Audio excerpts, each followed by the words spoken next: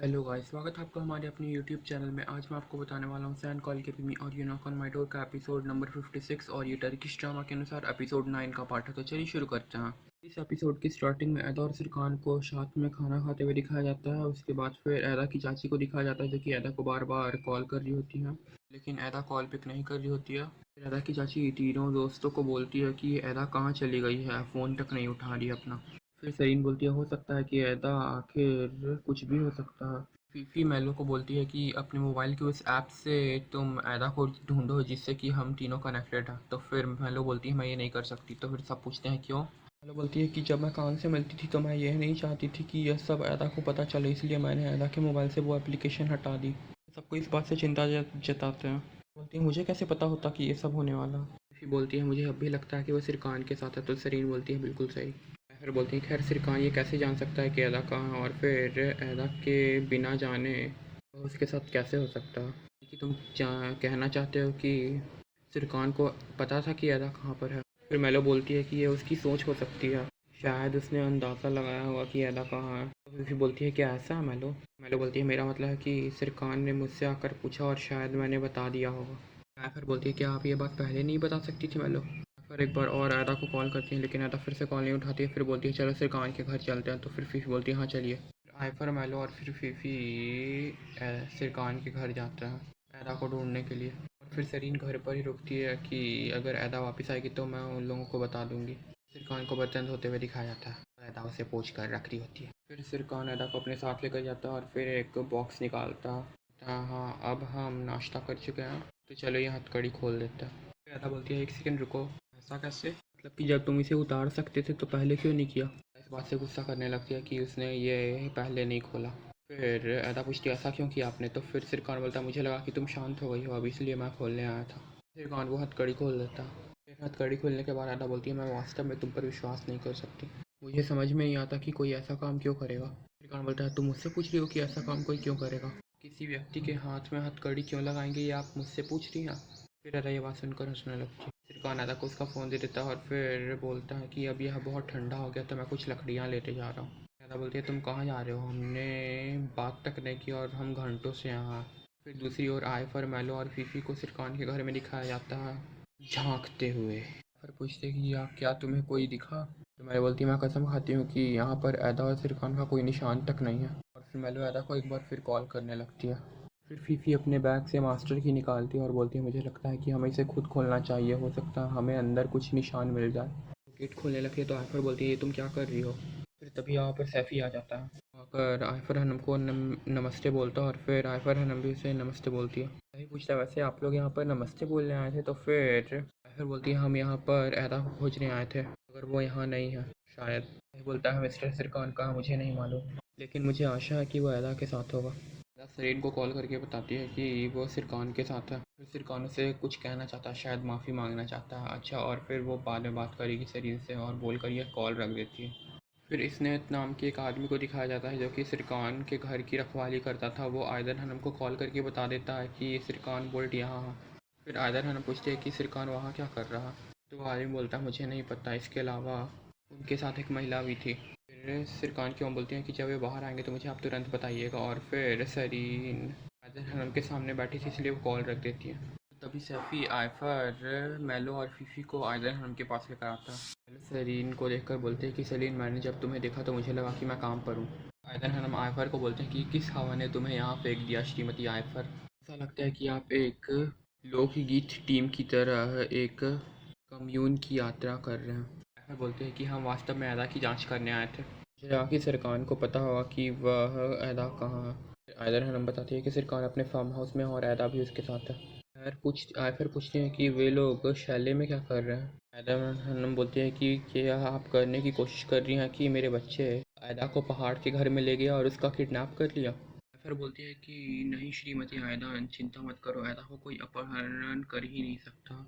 मेलो आयदन हनम को बताती है कि ऐदा सिरकान के पीछे नहीं गई, सिरकान ऐदा के पीछे गया। तो फिर सरीन पूछती है ऐसा कैसे। मेलो बोलती है कि उसने आकर मुझसे पूछा था तो मैंने उसे थोड़ा हिंट दे दिया था कि ऐदा कहाँ पर है। फिर आयदन हनम बोलते हैं कि वैसे वो लोग जल्दी वापस आ जाएंगे और फिर मेलो को चॉकलेट ऑफ़र करती है।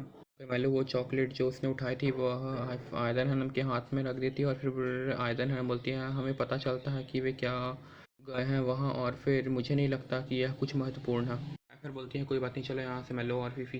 फिर आयफर के जाने के बाद आयदन हनम और फिर सलीन एल्बम देखते हैं बचपन के। फिर रात हो जाती है और फिर सिरकान को लकड़ी जलाते हुए दिखाया जाता है। सिरकान बैठ जाता है आकर, तो फिर राधा पूछती है हाँ अब आपको क्या बात करनी है, जल्दी बोलिए। तो सिरकान बोलता है कान मुँह टैंगरो। बोलते हैं क्या अभी भी तुम उसी बात पर हो? कोई नहीं, बस आगे बोलो, जल्दी बोलो क्या बोल रहे हो। सिरकान बोलता है कान ने मुझे और आपको दोनों को चोट पहुंचाई है इस बार। मैं कहना चाहता हूँ कि यह पारिस्थितिक होटल का विचार आपका था, तो हम उसे उससे ले लेंगे और फिर मिलकर करेंगे। क्या आप साथ में काम करेंगे? तो फिर राधा बोलती है इसमें कुछ भी मेरा नहीं है। क्या तुम मुझे यहाँ नौकरी देने के लिए हथकड़ी बांध कर लाए थे? सिरकान बोलता है एक और बात है। तो फिर अदा पूछती है वो क्या है? तो सिरकान बोलता है बारिश बहुत तेज़ हो गई है। तो फिर अदा बोलती है बात को मत घुमाओ, सीधे बताओ क्या बोलना चाहते हो।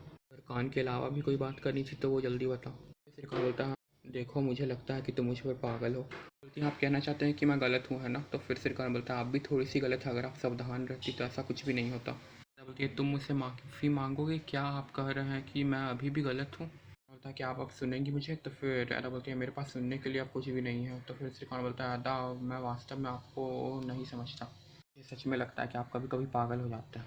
अदा तुम मुझसे बात करने नहीं दोगी? अदा बोलती है बात करने के लिए कुछ है भी नहीं, मैं जा रही हूँ। चलो ठीक है चलते हैं। श्रीकांत बोलता है अदा बोलती है मैं एक सेकंड के लिए भी आपके साथ इस माहौल में रहना नहीं चाहती। अब श्रीकांत बोलत तो मैं अकेले चली जाऊंगी। तो फिर सिरकान बोलता है अदा हम पहाड़ की चोटी पे हैं, तुम कैसे जाओगी? तो फिर अदा बोलती है यदि आवश्यकता पड़ी तो मैं नीचे की उधर लुढ़क जाऊंगी, लेकिन मैं तुमसे दूर रहूंगी।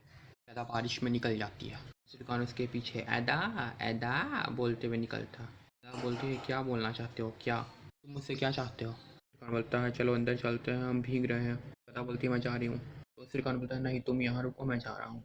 सिरकान चला जाता है अपनी गाड़ी से और अदा अंदर जाती है। फिर आयफर को दिखाया जाता है और फिर वो बातें कर रही होती है कि मेरा मतलब है कि वे पहाड़ की चोटी पर क्या कर रहे हैं। एंड्रो बोलता है मैं कसम खाता हूँ कि मेरे दिमाग में मज़ेदार बातें आती हैं, लेकिन विक्री से बोलती है चलो अब जाओ यहाँ से। पहले आयफर बोलती है कि पहले अदा बोलती है कि वो सिरकान से नहीं मिलना चाहती, वो उसका नाम सुनते ही करा उठती है और फिर अगले ही पल उसके साथ होती है। मुझे समझ में नहीं आ रहा कि वो कर क्या रही है। फिर एंड्रोम से पूछती है उसने तुम्हें इस घर में एजेंट के रूप में भेजा है ना? एंड्रो बोलता है क्या मैं वहाँ से एजेंट के तौर पर पेश होता हूँ? मुझे अच्छा लगा। लूफी बोलती है क्या तुम इसे मजाक की तरह ले रहे हो, मैं अभी बहुत गंभीर हूँ। एंटोन बोलता है मैं सचमुच गंभीर हूँ। लूफी गुस्सा आ जाती है और बोलती है कि ओफ आइफर, क्या मुझे हर बार घर आने पर इसका चेहरा देखना होगा? वे लोग ऐदा के टॉपिक पे बातचीत करते हैं। फिर ऐदा को दिखाया जाता है जो कि अपने भीगे कपड़ों के साथ आग के सामने बैठकर सूख रही होती है। ऐदा सरीन को मैसेज करके बताती है कि मैं आज सिरकान के घर पर ही रह रही हूँ, लेकिन सिरकान यहाँ नहीं है, चिंता ना करें। ऐदा वहाँ पर सिरकान के बचपन के फ़ोटोज़ देखती है। गेट पर एक आदमी आता तो अदा पेपर स्प्रे उठाकर उसकी आंखों पे मार देती है। एंड गेस व्हाट, वो कौन था? वो था सिरकान बोलाट। बदला पूरा हुआ। सिरकान बोलता है यह तुम क्या कर रही हो? अदा इस बात से खेद व्यक्त करती है। बोलती है मुझे लगा कि कोई विकृत पहाड़ी आदमी आया है। तो फिर अदा बोलती है कोई विकृत पहाड़ी आदमी? सिरकान बोलता है क्या तुम मजाक कर रही हो? तुम ऐसा सोच भी कैसे सकती हो? अदा बोलती है तुम ठीक तो हो ना? तो फिर सिरकान बोलता है बिल्कुल नहीं। बोलती है आप जैसे बीमार व्यक्ति के लिए यह आखिरी काम था। सिरकान को अपने आँख वॉश कराने के लिए नल के पास लेकर जाती है और फिर सलीन को दिखाया जाता है जो कि फेरिट के पास आती है और फिर फेरिट के बगल में बैठ जाती है और फिर बोलती है क्या हम साथ में कुछ करें, क्या हम मूवी देख सकते हैं उदाहरण के लिए? फेरिट बोलता है नहीं, मुझे अपने दोस्तों से मिलना है, यहाँ तक कि मुझे देर हो रही है, मैं चलता हूँ। फिर गुड नाइट बोलकर वहाँ से चला जाता है फेरिट। फिर अदा को सिरकान की आँखों को कॉटन से क्लीन करते हुए दिखाया जाता है और वो पूछती है क्या तुम पहले से ठीक हो? सिरकान बोलता है मुझे वास्तव में नहीं पता कि मैं अब पहले कभी देख पाऊँगा, यानी पहले जैसे। बोलती है मुझे लगता है कि आप अपनी आँख खोल सकते हैं, क्या आप खोल सकते हैं? सिरकान बोलता है मुझे लगता है कि आपको थोड़ी देर और जारी रखना चाहिए। फिर अदा अपनी एक ट्रिक के जरिए सिरकान की आँख खुलवा लेती है। छत की ओर देखा तो बोलता है ये क्या हो रहा है? तो फिर अदा बोलती है सिरकान बोलत का घर पानी से भर गया है, यह टपक रहा है। बोलता है दुर्भाग्य से सड़क पर पानी भर गया है, इसलिए आज रात यहीं रुकना है। वैसे ये कपड़े लेने कैसे चला गया था? अच्छा इसकी गाड़ी में ही थे। बोलता है वैसे अगर आप यहाँ रह रहे हैं तो मैं आपको अतिथि कक्ष दिखा देता हूँ, आ जाओ। ये क्या तुम सीरियस हो? वो लोग अतिथि घर में जाते हैं तो वहाँ पर बेड गीला रहता है, टपक रहा होता है। फिर कौन बोलता है ये ऊपर देखते हैं। वे लोग सारे रूम चेक करते हैं तो फिर सारे रूम टपक रहे होते हैं, लेकिन एक घर बचा हुआ रहता है और वे लोग सेम बेड पर जाकर सो जाते हैं कॉम प्रो करके। फिर वे लोग सुबह तक एक साथ सोते रहते हैं और फिर ऐदा के घर में सबको खाना खाते हुए दिखाया जाता है। फिर ऐदा को वीडियो कॉल करती है और पूछती है कि तुम कहाँ हो? ऐदा नींद में बोलती है क्या हुआ? बोलती है ये लड़की भूत की तरह घूम रही है, उसने खाना पीना बंद कर दिया है, वह हर समय रोती रहती है। मेलो के बारे में बोल रही थी वह। फिर बोलती है मैं उस आदमी का सिर काटने जा रही हूँ, मुझे बताओ कि तुम कहाँ हो। तुम सरीन से चुपके से पूछता है कि इसका क्या मतलब है कि ये सिर काटने जा रही है, क्या यह वास्तव में सिर काटती है। तो सरीन बोलती है सावधान रहें, यह इतनी ज़ोर से काटती है कि यह फट जाता है और मैं कसम खाती हूँ। वहाँ पर आयफर आती है और फिर देखती है और बोलती है कि ऐदा सो रही है। फिर फ़ोन घूम जाता है सिरकान की ओर और फिर सब कोई देखते हैं कि वह सिरकान के साथ सोई हुई थी। सिरकान देखता है कि वो वीडियो कॉल में उसकी तरफ है तो फिर वो उठकर तुरंत बैठ जाता है। फिर ऐदा नींद में रहती है तो वो फ़ोन सिरकान को दे देती है। फिर सिरकान को देखकर बोलती है मैं आपको देखकर इतनी खुश हूँ कि मैं कभी बता नहीं सकती। सिरकान बोला मुझे यह कान कहाँ मिल सकता है। बोलता है इसे कुछ मत बताना, ये आपका सिर काट देगी। तो फिर सिरकान बोलता है हैंड्रोम तुम वहाँ क्या कर रहे हो। तो फिर आयफर उसके हाथ से फ़ोन छीन लेती है और बोलती है एक सेकंड रुको। बोलता है हम जल्दी ही वापस आ जाएंगे जब ऐदा शांत हो जाएगी। आयफर बोलती है अगर मैं आपसे पूछूँ कि तो आप अपने रास्ते में शादी के हॉल में रुकेंगे, हमारे लिए शादी की कैंडी लाना मत भूलना। कान बिना कुछ बोले फ़ोन कट कर देता और फिर अदा को उठाता। मेरे लिए अदा उठ जाती है और फिर वे लोग जाने लगते हैं और फिर सिरकान बोलता है मैं तुम्हें अभी घर छोड़ दूँगा। अदा बोलती है नहीं कोई ज़रूरत नहीं है, मैं टैक्सी लेकर चली जाऊँगी, बस मुझे मुख्य सड़क तक छोड़ दो। सिरकान बोलता है क्या तुम सच में मुझे देखना नहीं चाहती, क्या मैं इसे घर तक भी नहीं छोड़ सकता। अदा पूछती है सिरकान ने सेवक सेवा कब से शुरू कर ली, खुद चली जाऊँगी। सिरकान बोलता है मैं वास्तव में जानना चाहता हूँ कि आप चाहते क्या। देखो मैंने तुम्हारे लिए अपनी नौकरी छोड़ दी और इस्तांबुल के सभी बगीचे में घूमता रहा। मैंने उसके हाथ में हथकड़ी लगा दी और तुम्हें क्या चाहिए। फिर अदा बोलती है अच्छा आपने एक होटल में सहायता की मदद के लिए बोली थी ना, मैं मदद कर दूंगी एक दिन के लिए, लेकिन आपके लिए नहीं मेलो के लिए। तो फिर कौन अपनी गाड़ी में बैठकर वहाँ से जाने लगता है और फिर दिखाया जाता है ऐदा के घर पे कि एंड्रोम को वे लोग पेड़ से बांध कर रखता है। एंड्रोम उन्हें बोलता है क्या तुम मुझे एक रोटी और पानी दे सकते हो। फीफी उसे चुप कराती है। फिर बोलती है मैं कसम खाती हूँ मैं नहीं देख सकती, इस बच्चे पर शर्म करो, यह शर्म की बात है। वो बोलती है मुझे लगता है कि वो खुद से बहुत खुश है। अभी वहाँ पर एदा आती है। फिर आज का एपिसोड यहीं पर ख़त्म होता है और फिर हम अगले एपिसोड में जानेंगे कि एदा से उसकी चाची और फ्रेंड्स ने क्या क्या सवाल किए। जानने के लिए देखते रहिए अगला एपिसोड। तो सी यू गाइस बाय, और हाँ चैनल को सब्सक्राइब ज़रूर कर देना।